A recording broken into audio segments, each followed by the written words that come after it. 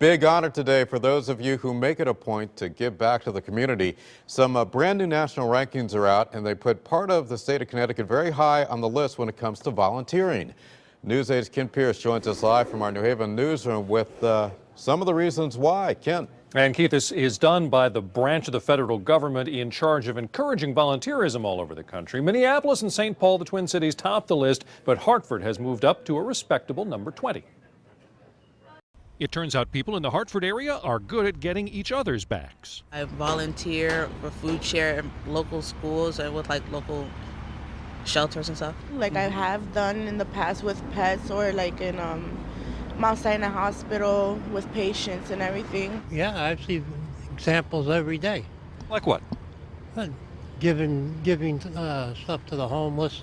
All that led to Hartford jumping up to number 20 on the list of places that volunteer the most from the Corporation for National and Community Service. We look at census data. People report how many hours they volunteered, where they volunteered, if they volunteered at all. For 2012, they found 256,000 people volunteered a total of 27.3 million hours in the Hartford metro area.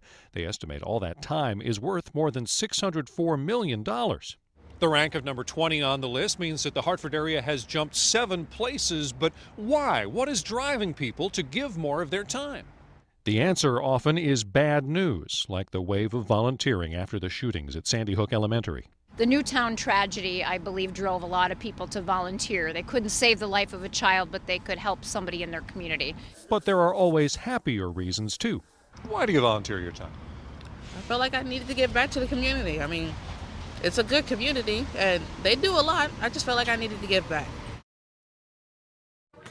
Now, and if you'd like to give back too, there's no reason to wait for a tragedy to happen. The organization behind the study wants people to do a day of service on Dr. Martin Luther King Day. And Keith, that is coming up 1 month from tomorrow. Live in the newsroom, I'm Kent Pierce. Back to you. Ken, what are some of the easy ways people can get involved if they do want to get back? You know, this organization, which again is part of the federal government that encourages volunteering, it has a list of things you can do, and we've got a link to their website on our website, WTNH.com.